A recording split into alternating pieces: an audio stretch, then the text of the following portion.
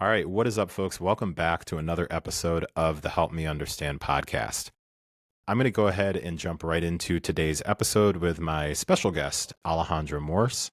And I'm first going to start with reading a post from Alejandra's Instagram, and then we're just going to get right into a conversation. And as the conversation rolls, you'll get to know more about her. I will get to know more about her. We've been connected for a while via social media. And this is our first opportunity actually to just sit down and have a conversation. But I want to start off with something that she wrote that I think will hopefully give some insight into why I thought it was important to have this conversation today.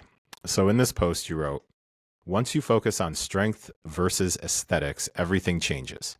I've been thinking about this a lot this week as it's a conversation that has come up with many clients around the new year.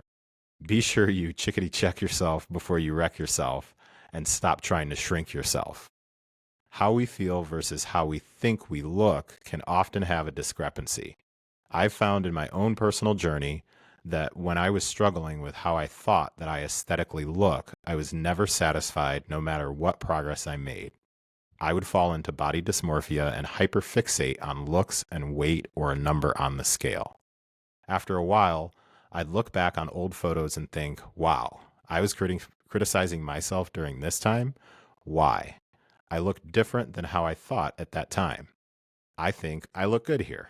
That would show me a great example of how my brain was tricking me at the time and how even when I got to my imaginary number, quote unquote, goal weight, I wasn't satisfied with how I looked. Shifting my mindset from a weight goal to a strength goal was just the thing to pull me out of it.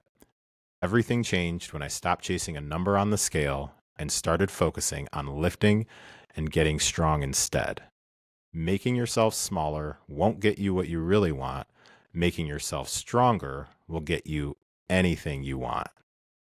So, first, Alejandra, Damn, welcome to the Help Me Understand you podcast. sound smart. I like that.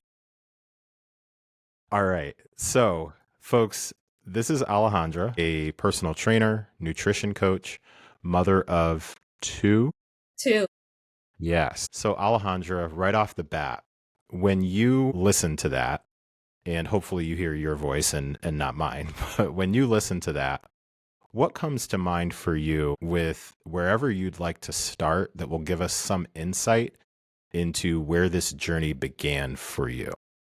Yeah. Well, it's cool to hear it coming from someone else's mouth because, like, Okay. when you're writing an Instagram post or a caption or whatever, it's kind of like journaling. And Yeah. at least I don't often go back and like reread it. I'm just like kind of spouting out what I think. So it's cool to hear it from someone else's voice because it helps you look at it from a different lens.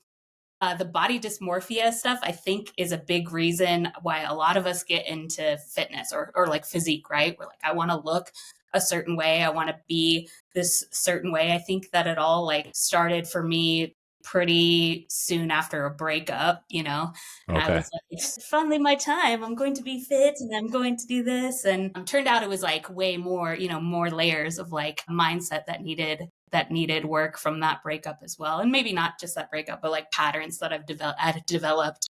So I guess I started in fitness in like my early 20s, like, or maybe mid 20s, Okay. feeling really insecure and mentally unwell, and trying to find all these like outside sources to make me feel a certain way on the inside, which like led into addiction and all of this stuff, right? But the body dysmorphia was kind of like, or like the physique stuff was the same way. I was just trying to use that external tool for like the way that I look to translate the way that I felt in my mind. So yeah, a blessing in disguise, sure, because it got Right. me to the space of where I can look back at that pattern and be like, I was trying to use that to feel a certain way. Like I was using that physique goal. I feel like it relates in a lot of different areas, uh but yeah, I think that getting started in that and then exploring all of these different ways that were still very unhealthy patterns as far as in fitness and health, like through repeating the same mistakes over and over again, just in different languages. I was like, oh, there's pattern here. Oh, that's not, Yeah. oh, shoot. Like it's bigger, it's bigger than that. And no matter where you go, there you are, son of a gun. Yeah, it's interesting because as you're talking about it, what I immediately draw from that is it's like trading one thing for just another. Like Totally. and I don't use the word addiction lightly, so it's like sometimes we trade one addiction for another addiction. I've had a previous guest on my podcast, like a really good friend of mine who has specialized in working with addicts and things like that, and that was one of the things she talked about in her own story Yeah. was turning then to food Yeah. after other substances, and then Yeah. so very interesting that go figure, you're not alone. Like that's a story that I've definitely heard before. So Yeah. oh, go ahead, go ahead. No, I was just going to say, yes, it's very relatable. And I also, too, don't use that word addiction lightly. But at the same time, I also do because I feel like it's that pattern is like very common for a lot of people. Maybe it's not drugs and alcohol, maybe it's relationships or Hmm. whatever. People have the tendency to like use other things in order to change the way that they feel about themselves. It's especially prevalent in like, I don't know, in like Instagram, social networking and stuff. We're like constantly reaching Lord. for the gratification of Yep. those outside, and then we're using that as like to get off on, for lack of a better term. But yeah, Yeah. that's definitely whoever that was. We have the same story, like it definitely stemmed from dark days of addiction, feeling like holes in my life, trying to fill it with everything else, and then getting clean. And then I found myself hecka addicted to working out. So I was like, the gym is awesome. The Dharma and yoga is awesome. It's a mindset Yeah. that I needed. And now I must work out 2 times a day for 7 days a week. I was just gonna ask you. So Alejandra, then, what did an average, if you can remember back, best of your ability, what did an average workout week look like back then? Okay, so it was insane. I just started like biking to work. And when Okay. I biked to work, there was like this little gym. This is actually how I met Kylie. There was this little gym that I bike by, and I saw they had like cycle fusion classes, like 30 Uh-huh. minutes of cycle, Yes. 30 minutes of Yes. yoga. Uh-huh. I was like, damn, I want to do that. It sounds fun. I love riding my bike. That sounds like a cool thing. I love yoga. I love cycling. Let's do it. So I went into the gym and I was like, yeah, how much is it for a membership? And I honestly don't even remember what it was. But at the time I was like a single mom and working this office job and just like kind of barely getting by. And I was like, I can't fucking afford that. I cannot afford that.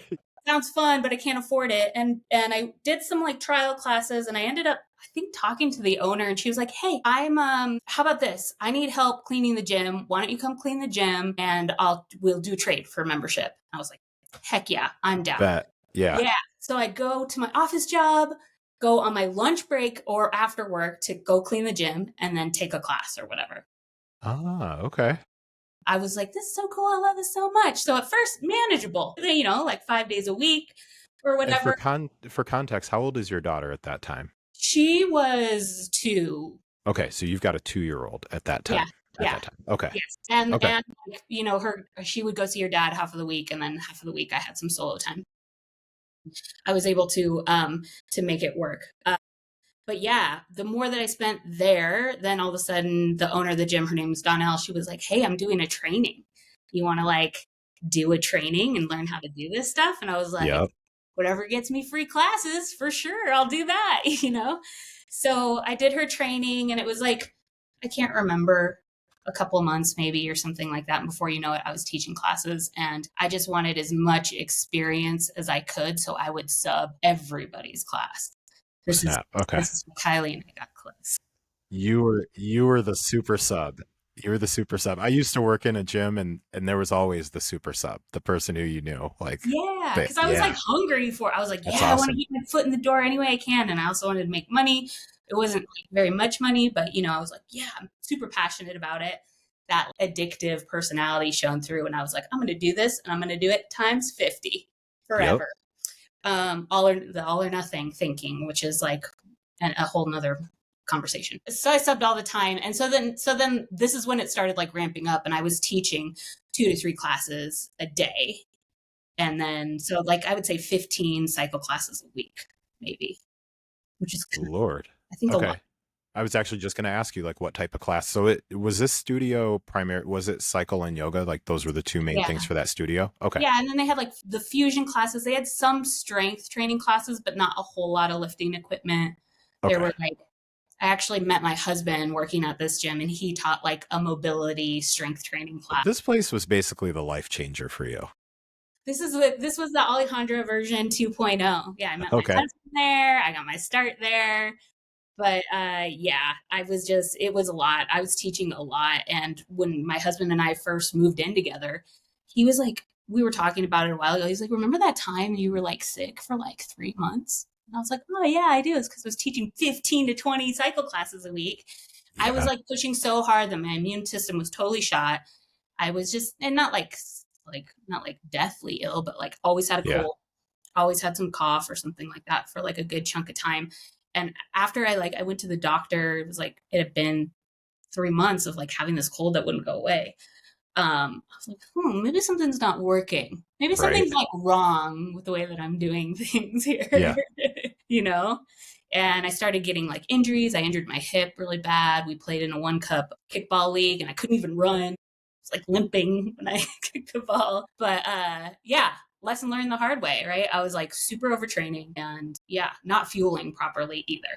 Okay, so I want to pause there for a second. And here's why I want to pause there for just a minute. And then I'm going to ask you where strength training started to integrate. One of the main reasons that I want to pause there for a moment is when it comes to overtraining, under recovering, that's a separate podcast episode that I'm not going to have a debate with people on right now. For anybody who's listening, it's like, there's no such thing as overtraining. It's under recovering. I've been on both sides of the podium, just Yeah. depends on which one wants to pay me. So whatever. The signs, why I want to pause there for a minute is those signs of overtraining and noticing, for example, okay, I'm just noticing maybe it takes a little bit longer to recover or different things like that. Can you share a little or expand a little bit more on, as you look back at it now, if you are you are Coach Alejandra. So Coach Alejandra now is talking to super sub Alejandra back in the day and is seeing certain things that are telling Coach Alejandra, hey, you may need to kind of watch for what's going on here, because I'm just starting to notice, like, you haven't taken a complete left turn, but I'm starting to notice that car kind of veer off in a little bit of a different direction. Can you share a little bit more about like certain things that you noticed? And the context for that is, with a good amount of the population that I talk to, many times they're not realizing these particular things until they've actually been like, okay, now I'm down and out, can't work out for 3 months, sort of Yeah. thing. Yeah. So as you look back, what are some things that Coach Alejandro would be like, hey, here were some of the signs? Yeah, I was just like running into a wall all of a sudden, right? Well, I think some of the signs of well, shoot, I don't know. It's hard. Let's say if I was like 6 months into working, like coaching Hmm. Alejandra Super Sub, I like that. Yeah. Okay. From now on, refer to that period of my life as Alejandra Super Sub. If I'd been coaching her for like 3 to 6 months, I'd finally be Yeah. like, yo, girl, what are you running from? What's going on? Mm. Like, where are you trying to run from? Because I think it would be, well, the knowledge that I have now, I could see that, Right, right? right, right. But as far as like the signs, I don't know. I mean, getting sick, being constantly ill, being super fatigued, a big mentality and like the Alejandro Super Sub days was like no pain, no gain. And I think that because of the way that I was now, I'm like super triggered by all of that verbiage. And sometimes it makes me a little too gentle parenting. I'm like, oh, we don't want to, if you don't feel like it, it's okay. But it's all Yeah. about the balance, right? So it's like Yeah. moderation, sometimes moderation. But yeah, I mean, like just the fatigue and the burnout, the energy and all of that.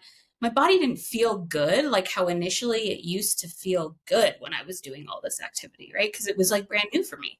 It was so cool to watch like the progressive overload in cycling or in running. Like Yeah. I loved how evident it was to find progress in that.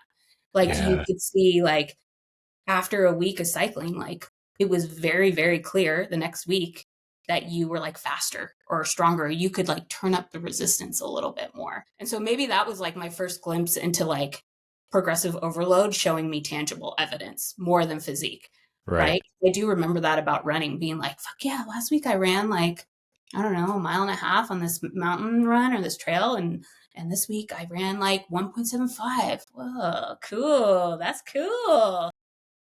So yeah, maybe that was like a glimpse into that Yeah, uh, that totally makes sense. process. Yeah.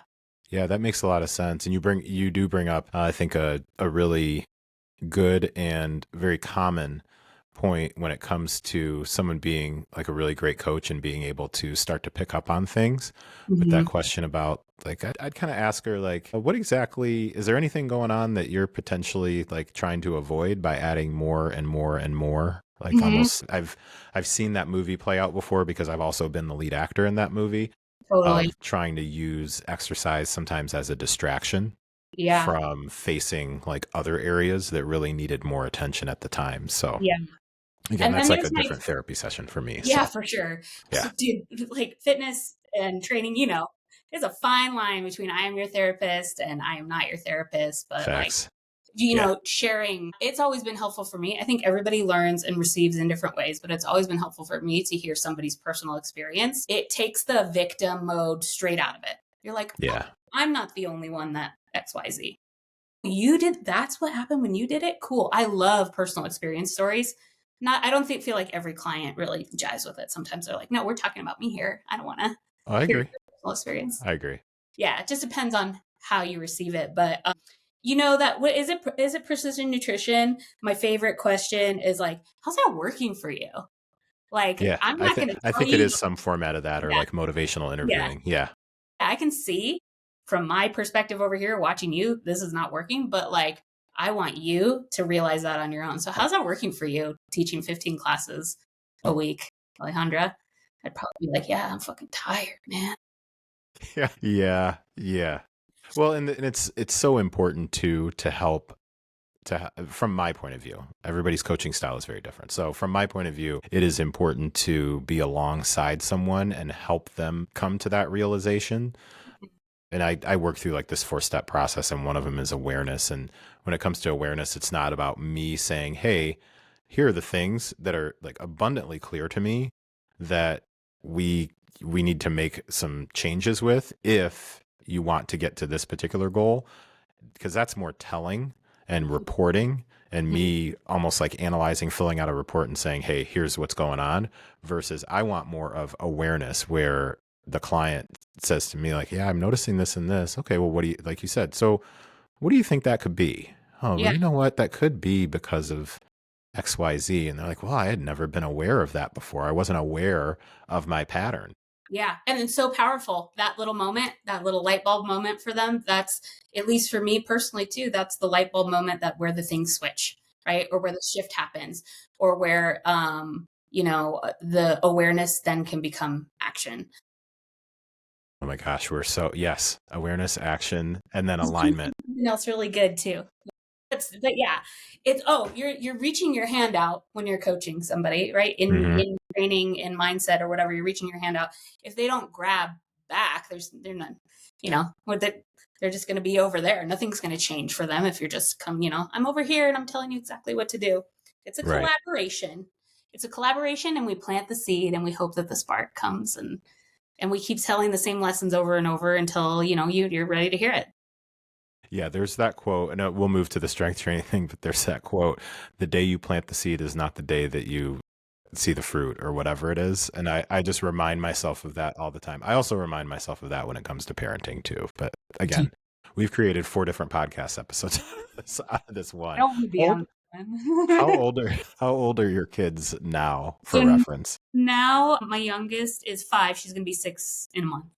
And my oldest is 14. She's going to be 15 in September. So we're getting Oh close to man. Okay. thriving. You have a teenager too, right? Is she Yeah, 15? 19 Thank you. and yeah, 19. My daughter's 19. She's a sophomore in college, and then my son is 12, and he is going into the 8th grade. So last year, Cool. junior high. Cool. Yeah. I felt like middle school was really hard for everybody, you Uh, know? f- you know, I I was cool. Like I was all good. And also I now see it. Like I totally see it. And my daughter's last year of junior high school was the COVID, like 2020 to 2021 transition year. So last year of junior high, first year of high school. Whoa. So just even in going on college visits and things like that and talking to some different people within the administrations there, Hmm. there was this common theme of at a couple of specific schools that we visited while she would go do her thing. I'd like talk to, the front desk person. Cause anywhere you go, PS folks, talk to the lady at the front desk. Cause she really knows like the real dope on what's going on everywhere. So I was just talking to them at different places and they all would say like, yeah, we're just noticing with this crop of students that are going to be coming in, like we've really got to take a bit of a different approach just because they went through it. This Yeah, that's is, crazy. yeah, because the 2024 graduates, it would have been, yeah, she's like the 2024 graduates, they really went through a tough time because their freshman year, they were basically isolated because Hmm. they were either hybrid or fully remote. So, all right, well, like I said, different podcast episode. So, Don't invite me where to. does where does strength training start to come into your world? Okay, so I still obsessively taught cycle classes for like 3 years after even getting injured. I did Wow. 3 years. I Okay. ended up switching gyms and I managed a studio, a cycle studio, and it was also like fusion. And I was like, I love the place. I love the owner, and I was really passionate about what she was about. And I was like, heck yeah, I'll be your manager. And I did that for like 6 months, while at the same time started working at another gym. It was like a friend of a friend had been like, hey, you should come check out this gym I work at. And I was like, yeah, I'm kind of working over here though, but yeah, I'll check it out. And it was like a hit gym, not like it was a hit gym. It was like very functional training, a lot of kettlebell stuff, circuit style training, was so I kind of like started dipping my toes into that. At the same time, I'm managing people. I'm like, I'm already a parent. I don't want to do that for my job. Like I hated being a manager. Okay. I didn't like it at all. I very much like managing myself, and my children, but not other adults. So the hit gym seemed like very alluring. I was like, oh, this is kind of cool. I'm more into this. And then the hit gym got me into strength training, more, because still, I definitely started training less at that point. I was noticing that like recovery days were actually like benefiting me. It's like, oh, and then I go into this workout and I can train super hard. I like that. So it was like kind of planting the seed, sort of getting there. Sorry if I'm cutting you off. You're a blur. No, and the software will sometimes do that just to kind of save the bandwidth, but we're there. I want to ask you about the rest days, and I will sometimes call them recharge days, Yeah. just because sometimes people don't want to admit that it's a rest day. Right, you gotta It fool them. yeah, it's just like instead of calling it minimal effective dose, it's the foundation or the floor. I've Mhm. Yeah. whatever works. When you noticed that rest days were beneficial, what was that like to make that transition for you though? Like for real, for real. For you to truly buy into that. Well, I think that I had also started, like, maybe seeing that, like, I don't know, like, I was also in therapy at the time too, so I was starting to see that, like, everything became more evident that I was, like, using other things besides Mm-hmm. what it used to be back in the day to, like, feel a certain way or feel fulfilled or whatever. So maybe there was a lot of inner work going on too, but it was really, like, Yeah. the product that sold it. And I do like the recharge verbiage because I feel like for people who are like high performance or super obsessive, I'm calling Yeah. myself that, not any of you. But I'm yeah, guilty as charged on yeah, being that person before you. that verbiage sounds productive still, right? Recharge, like, okay, I'm You're right. resting, doing something still, I'm still achieving. Or rest, kind of it implies like you worthless. You're sitting on the couch, you're doing nothing towards your goals. How dare you? Right. So I'm into that recharge. But yeah, I think that the proof in the pudding was big for me. Like I'm like, okay, I couldn't, I couldn't, I could push through and do cycle classes back to back. I couldn't push through and do like kettlebells or deadlifts back to back in a day, right? My body just Okay. didn't feel good.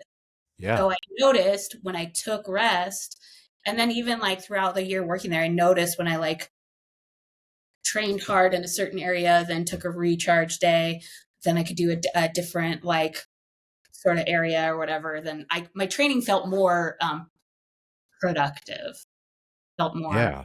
yeah, I don't know. That's I really appreciate you sharing that, because even as you're talking about it now, it's so interesting because you go through this pretty extended time frame of a number of years of a good amount of what it sounds like was cardio based output, right? Totally. So that's your primary form of movement.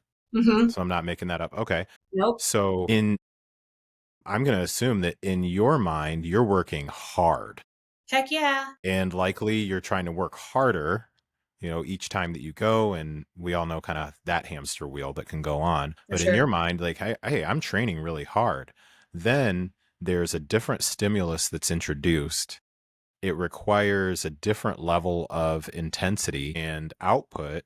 And then you're starting to notice, well, I don't know, if like 6 to 7 days a week of this. So it's almost like, okay, I thought I was working hard before, and not to discredit like what people are doing when they do Yeah. that. They are working hard, but there is such a thing as adaptation. And then you switch the stimulus and you notice, okay, well now, so it's kind of like, I would look at it as, almost from my point of view, it's like a blessing in disguise, where it's like, okay, we move into this modality, and then you start realizing like, man, I'd love to do more of this, but I just physically probably not showing up feeling fantastic. So let's kind of see what happens. And Yeah. then you Yeah. see it.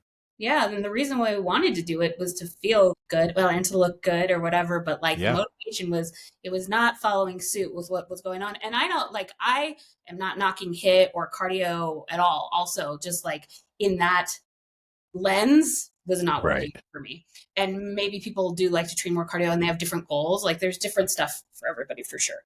For me, personally, that was not the way. And then through the so you just made me think of like I was doing these HIIT classes over and over. I was using a 15-pound kettlebell for years and years, like doing the same lifts, like Yeah. it's that like plateau or what did you just call it? The adaptation. The adaptation. Yeah, like Yep. you're like I've been here. So I started transitioned from managing, ended up full time at this hit gym, and they were like, "We need trainers. Are you like interested in doing an internship?" And I was like, "Sign me up." Super, super sub Alejandra. I'm gonna be a trainer. So then I started doing the Yeah. National Academy Sports Medicine cert and started training under one of the owners there. The gym was called Rebel, and I loved it. And started training clients one on one before and between classes. Just working around like different peers and everything like that. I've met a couple of really great influential people in my life that I still talk to that taught me a lot about strength training and form and just moving the best way that you possibly could and why we program things the way that we program, not just like, oh yeah, I'm gonna like throw in some bicep curls followed by tricep. Right. It's, Right. like the why and the science behind it. And then maybe you'll love this, maybe you won't. Life physically took me out. It was like, yo, girl, you cannot train like this anymore. You cannot do it all. I was kickboxing, of course. Why wouldn't I be kickboxing in addition to all of that with one of my coworkers? And I like planted my foot, went for a kick, pow, dislocated my knee on my grounded leg and fell and broke my own leg with my body. Oh, snap. 20 minutes before I was Oh, literally snap. Ouch. it literally snapped and I heard it and the knee dislocation I actually had done before but like this was the worst time and it I like kind of just sat there and then started crying because I knew I was like I fucked something up Man. and I had to be carried out of there and like to the hospital or whatever. They like you broke your leg and I just cried and I was like I know for my work this is what I do for my work but Right. it was life like. Yeah. Sit down. So, anyways, after that, eventually I just started personal training. That's a very long story short. And I only do personal training now. I don't teach in gyms anymore, but it just kind of is how it worked out with COVID Yeah. and everything. That gym ended up closing down. I was Okay. already working with Kylie of In Your Element as her programmer, and it just migrated into full time, her and I collaborating, and full time, part time. Man. So this right here, so we've been talking for about 30 minutes here, and we are gonna shift into some a couple of tactical things here. Yeah. That this everything we've talked about there is the primary reason that I like having conversations like this on this podcast with people like yourself, because as I was sharing with you before we hit record, more often than not, in a lot of the conversations that I'm involved in, whether it's specifically a conversation that starts with somebody about fitness or it's a conversation that happens outside of fitness. And then once I either mention that I'm into fitness or they ask me some sort of question and then I say, well, I do have some experience there. And then it comes up. More often than not, if the person is willing to be transparent, and I believe that they are in the moment, there's this thought that people like you, me, and anybody else who's in the fitness industry just kind of has this super straight line that led us straight to where we are.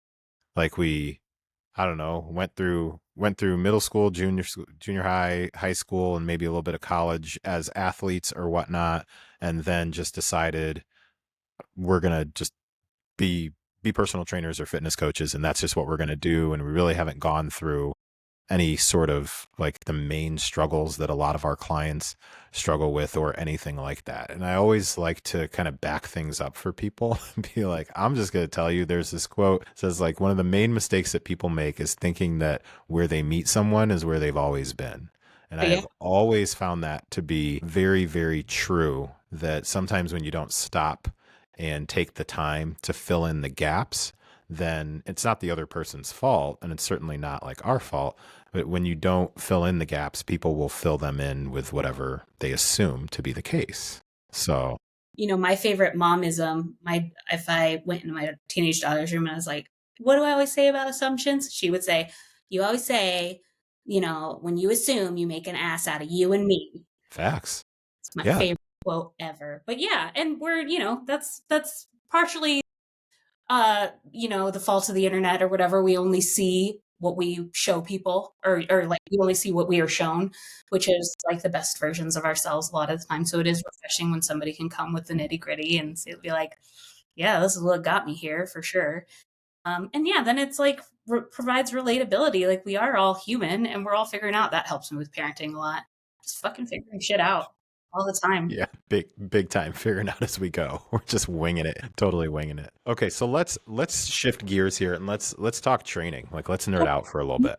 So I jotted down a couple of things that I've gleaned from both your page and also selfishly. I just want to get your take on these particular things because I like talking shop with other coaches. I do too. That's So what I miss first, about not working in a gym. yeah, facts. Okay. I totally get where you're coming from with that. So let's talk progressive overload. Okay. So first, what to the average person, how would you explain progressive overload? Like what it is to the average person? Let me give you a scenario. Okay. Hey, I was kind of browsing your social media and whatnot, and I saw you do this whole in your element thing and whatever, and I think I'm ready. And you guys keep talking about this progressive overload thing. I've been taking a decent amount of like classes and I feel like I'm getting stronger, but we've never used that term in our classes. So what exactly is that?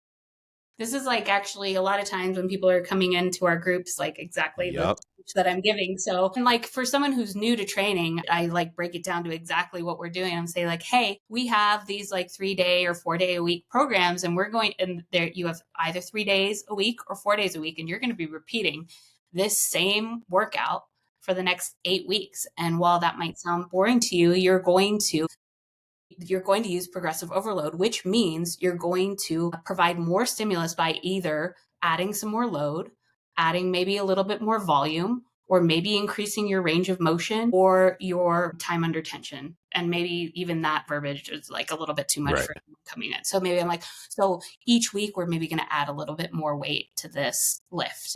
And then the following week, I'm a big fan of like the double progressive method. I also use double progression in mine. Yeah. It Same. makes it number one, like I feel like people get connected to the idea that they have to increase weight every time when you're doing a progressive overload program. I'm like, dude, that's not realistic. Like there's other methods of progression. So I especially love the volume or like adding. So we'll be like week one, we'll do like a higher end of the rep scheme. And Okay. then week two, we'll maybe add a little bit weight and then go down to the lower end of the rep scheme. And then we'll work within that rep scheme, maybe not adding weight for like a few weeks. It depends. It's individual, right? Right. Right. Individual lift throughout the block. So I would present that to them. And then oftentimes I'm reminding my clients like, hey, it's not just about adding weight. It's not just about adding volume. Let's work on your range of motion. That is huge in progressive. Yeah. I don't, so I just, yeah, let me not interrupt you. Go ahead. No, I'm really curious what It your just, sign is about. so yeah, I just, this is recording. And by the way, I'm pretty sure this is going to record and release all in the same day. I'm pretty sure I can usually move pretty quick Look on at you. these. Who's a superstar sub now? Yeah. Not Riverside FM software is the Okay, all right. GOAT. It just makes my life super easy. I don't really have to do a whole lot. So just yesterday or the day before, I had posted something in my stories, and it was just essentially about, as much as I agree with the importance of lifting heavy enough to promote like a stimulus being important for building and maintaining muscle, doing it at the cost of being able to even get to a full range of motion, it's just the juice is not worth the squeeze. Totally. And it was based on something that I was observing, and instead of trying to, take a picture of somebody and put it on the internet, which I don't think is the right thing to do, I've really tried to start defaulting to, okay, if this person would allow me to have a conversation with them, what would I say to them in the spirit of trying to help them versus you're doing that wrong. Yeah. That sort of a thing. Yeah. And one of the things that I've just noticed is, for example, like shortening an overhead press, Mm-hmm. like just really shortening that and not being able to reach all the way up. And so Yeah. if I'm talking to somebody about that, and I've seen that like when I've got somebody who sends me a form check video or something like Mm-hmm. that, Mm-hmm. I will just kind of pick up on that. Mm-hmm. And when I ask them to kind of help me understand why they're doing it that way, like, well, I just want to be able to increase the weight, or, I know I won't be able, I program, for example, like 8 to 12 reps. Mm-hmm. And so the common response will be, well, I know if I do that, I won't get to 12 reps. I'm like, but you Mm-hmm. got to 10. Yeah. I'm like, so 10's between 8 and 12, right? Yeah, but it's not 12. I'm like, great. So now we can have a conversation about dismantling the belief that it's all or nothing. Yeah. 12 or bust means all or nothing, apparently. So Yeah, yeah. right. Yeah, for Yeah. sure. And it's hard to finally like get to the point too where you realize that the number or of the load is arbitrary. And I feel like we say that a million times, and I heard it a million times before it really clicked too, is that as long as that load or that rate that is challenging you, it is intense for you. I don't care what that number is. That's where the secret sauce happens. So don't connect yourself with I lift 250 on my back squat or whatever. That's my number. It's the same as like assigning yourself to a number on the scale that you think you should be. Doesn't matter. Just data. What's important is like the connection that you're getting in there. Are you moving? Like, do you know what muscle groups you're even recruiting? Mm. The range of motion is big for a lot of people. I actually was at the gym this morning, and I don't like to look at other people because I'm not at work and it's not my job and nobody Yeah. asked me, Right. but I still notice. And there's a guy doing these. It's the half reps, right? I And you're like, totally know what you're talking about. fully extend. I'm trying to secret into the one. Extend your arm. There is something that us dudes, I'm talking to men here. We have something with doing these pulsing reps that I just don't know I don't know where we got it from, like the pulsing bicep curl and the pulsing pull. I don't know where we got it from. And it's for sure, like for anybody who's listening, who's a real science-based like hypertrophy nerd, I promise you that this is not somebody who's doing like lengthened partials on purpose. Different. I promise you. Yeah. When Brett can, yeah, I think like maybe, I can't remember who, it might've been Coach Cass, like when he came out with like the Cass glute bridge, and there was the research about, possibly like in the shortened range of motion, like that you you could, I think it was instead of the hip thrust. Yeah, he was, let me not attribute it to him.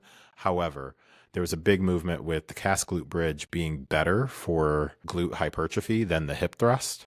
And Mhm. that's back, like, if anybody's into like hypertrophy beef, that was back when like Coach Cass and then Brett Contreras were going like at each other on social media. I unfollowed both of them just because it was just too much for me. How silly. But I had someone who saw me doing the cast glute bridge, and they were like, I've been doing it that way all along, and people told me that I wasn't doing my hip thrust right. I'm like, well, you weren't doing your hip thrust right because that's not a hip thrust. So we had to go through like this whole thing. And I was like, bad form is not the same as like a purposeful partial rep. I'm going to nerd out really hard. So let me move to something else. But yeah. So I think I can do it too, and I think that it's very bar and group fitness inspired, and because the pulsing brings I this never sensation. put that together. Yeah, I mean, coming from As somebody who also taught bar at one point, you can as relate. long as I never put that together as far as bar. Yeah, yeah, Yeah. little pulsings. And I think that the pulse brings the burn, which in a lot of folks' mind brings the must be working if I feel it. Yeah. The sensation. Yeah. Yeah, the sensation. They're like, oh, it's definitely working. It's the same idea that they get, or the same thought process that takes them to, like, if I'm not sore after this workout, then it didn't do anything. Yeah. So I like to try to, especially if somebody's stuck in that thought process, then I'll go through like a lift and explain where the hardest part of the lift is, why you're not feeling this muscle when it's lengthened versus why you're feeling it when it's contracted, like in your glute. The cast glute bridge. Yeah. Yeah, where you're going to feel that burn because that muscle is shortened and contracted, but it's not comparable. Um, Such a good point. Yeah. That's such a good point. What do you, what do you find? And I just have a couple other questions for you. What do you find is a common misconception that people come in with when it comes to starting to move towards strength training? I'm not saying like the number one thing or whatnot, but what is something that possibly seems to be on the radar most of the time, like each time you do a round or something like that? Just a yeah, misconception that women seem to have about.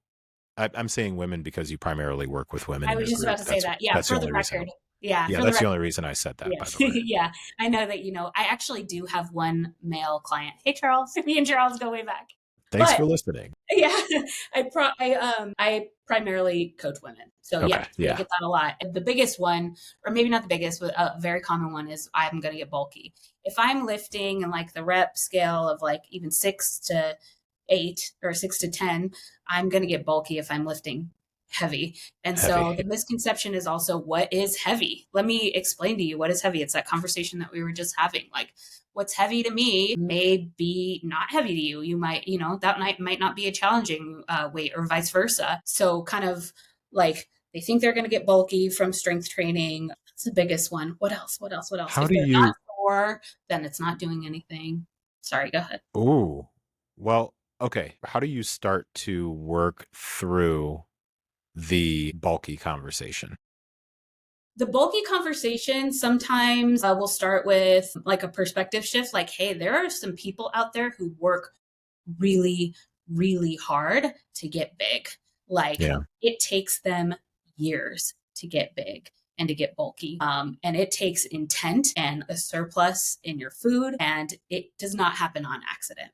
So I promise you that if you're just starting strength training, you are not going to turn into the Hulk. Here's an example of all of these different Yeah. physiques, whatever. But there's not one physique that comes out of one way of training. There's so many different Right. variables, and also try to highlight some of the other benefits and get them out of the thought process that is the only reason why they're doing this is because, Good point.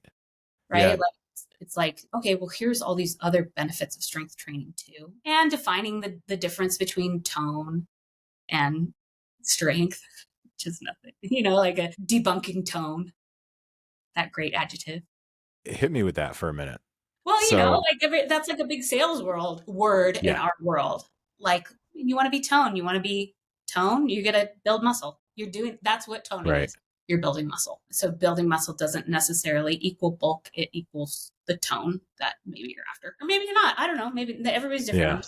Yeah. Look at me Yeah, assuming. I appreciate your willingness to share your point of view on the bulky thing, because it is something that can come up fairly often. I would find that, so for the clients that I work with, like my actual one-on-one clients that I work with, I don't really have that conversation as often. And I wouldn't expect to have that conversation as often, because you're coming to a guy who is decently sized and carries a decent amount of muscle. And I'm not the recipient of a female, and I have like 99% female clients. Like, I'm not the recipient of a female like saying, well, I just don't want to get bulky like you. Like, they don't expect to look like me because we are, like, I'm a male and they're female. They don't expect to look like me. Mhm. So that's not that. Where I'm normally getting that conversation is from outside of my client base. Yeah, So totally. outside of my bubble, like having that conversation. And typically what I will do is ask them first, like, well, show me some images of what you're seeing when you talk about somebody who's bulky. Sure. And some years ago, it would typically be competitors. However, with more visibility of coaches on the internet and influencers, and influencer is no longer like the 20 something year old. Like, there's 40. In fact, I'd almost think that the 40 plus influencer market is like the 35 to 50 market. Like, that vibe is high, like big Yeah. time. You know what I mean? So commonly now, when someone is talking to me about, hey, I'm afraid of being bulky or whatever it might be. And I say, well, show me some examples of what you're talking about. They'll show me someone and they'll say, well, I know that she's not a competitor or anything. So that's why I think this is realistic. And most of the time, it comes down to, okay, well, here's the deal. I'm not going to make it about this particular individual. Here's what I will share with you, though. You believe that that person is relatable because they're around your age bracket and they're a mom and they have responsibilities and they have a partner, and maybe they also like work full time and they volunteer. So they have different lifestyle things that you relate to. And I get that. And that makes sense. Like, somebody may pull up Alejandra and they're like, well, here's an example because, she's really relatable. Like, I Mhm. understand that. Here's the deal. That particular individual, a good portion of either their financial or, for like, respectfully, their ego is attached to how they look. So unless you're willing to change your lifestyle to have a major source of your income be your ability to sell products or sign people up for your program based on having like really like pop in visual muscle, you're not going to be that person. Yeah. So even though you may think lifestyle wise, I'm like, yeah, sure, they check all the boxes. They have 3 kids, an SUV, and a partner at home, and they pack snacks for sports. Cool. Mhm. They check those lists. But here's what they're not doing. Like, they bring most of their own food to family functions. Mhm. They're not staying up drinking every night. Mhm. Like, those different things. So I'm like, those are the things. And we won't even start talking about like Anavar or anything like that. Yeah. So I'm just like, yo, we got to break this down and keep this realistic I for you. like that though. I mean, like that's definitely a deeper dig at at the why or like what are you actually comparing this to, and like in your head, what does that Yeah. even mean, bulky? And then like, what do you think that it takes? Do you think that this is the way that we're getting there?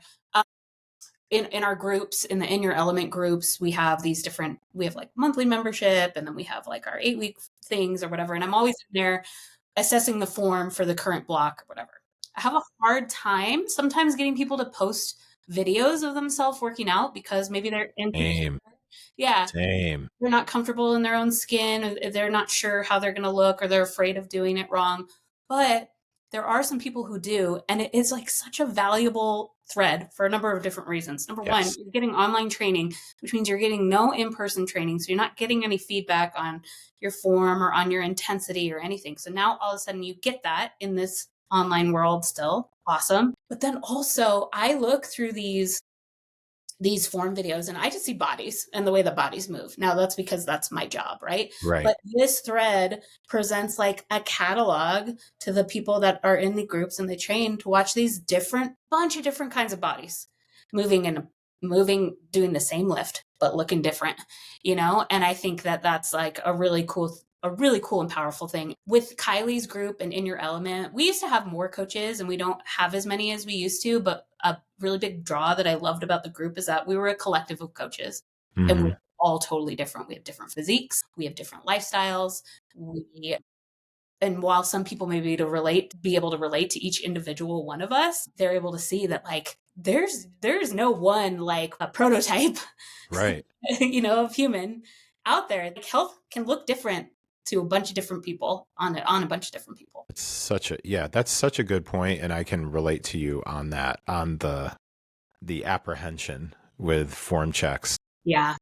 Yeah. Again, that's a 5th podcast episode that you've now created too. Because I think that's because I do really think that for anybody who is doing any form of online training, it's easily, in just about most of the coaches that I talk to who do online training, it's probably one of the biggest resources that is available that people don't take advantage of.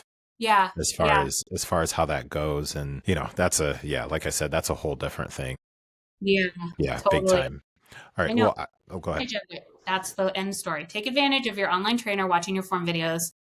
Big time. Big time. Yeah. I mean, you're paying to have somebody there anyway, so you might as well. Okay. All right. So, all right. I want to start kind of pulling the car back into the garage. 2 questions that I have for you. One is going to be, talk to me a bit about a common mistake that you see when people are doing too much volume. And then the last thing, because you can start kind of getting your wheels spinning, I'm going to ask you if there's anything that you do differently now, anything you do differently now from a training standpoint, or how you approach something in coaching. Maybe something that you used to do that you no longer do, or you used to train people a certain way, but you now are like, no, I'm not going that route anymore. But first, before that, volume, because you mentioned this, and I want to make sure I bring this up for a quick minute. You mentioned that a common mistake that you see is doing way too much volume. Can you expand on that a bit more? Yeah. And I think that like a majority of our clientele too, or it's like that all or nothing mentality, right? So they'll either not do anything or they'll do it all and they'll do it to X amount or whatever. And they'll beat themselves up. Like, if I'm not completing X, Y, and Z, then what's the point? I shouldn't do it anyways. A lot of times with too much volume, I find that, all of the biofeedback starts to get affected by it, right? We're all of a sudden not sleeping as well. And it's all relatable, right? Recovery isn't as solid. And what you said before, you've been on both ends of the spectrum. Like, is it that they're right? I don't see them as separate. Like, it's like, which came first, the chicken or the egg kind of thing, right? Like, they're both related. I agree. Yeah. I didn't know there were sides of the story on the east and west of that, but like, Alejandra, it is the year of our Lord and Savior 2025. Everything's got to be a debate and an argument. It's got to be. Polarity. You can ask my friends how I feel about radicalism. I am not for it.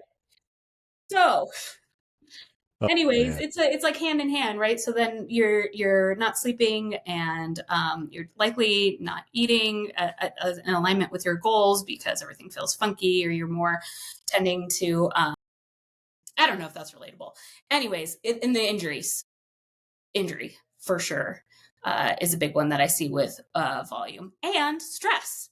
All of a sudden, your stress is through the roof, and not stress like in like, I need to pay my bills. I'm not sure how I'm going to get my kid to school or whatever. Those sort of tangible stresses, but like stress as a whole, how much energy you're putting out, like on a biological level or whatever. Like, as far as how your body works. It's all about balance, which sounds like a really cliche thing to say, but like when the scale is tipping, you're going to notice, you're going to start sliding. Was that what you asked? Yeah. That's exactly what I was curious about. And it's really funny though that you did ask me, like, is that the question that you asked? Yeah. I ask the question with no expectation of knowing what the answer is going to be. Yeah. And one of my favorite parts about having conversations with people is wherever they take the question is typically what came to mind and what is most prevalent for them and the community that they most likely serve.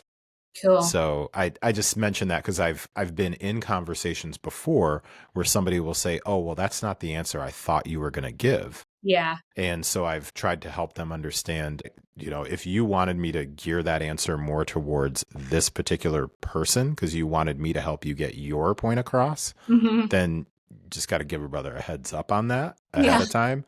Yeah. Now, as far as the answer that I gave, I know that that particular answer works for the community and the population that I know I can most directly impact. So I like that. I'm Thanks. not I'm not sweating it.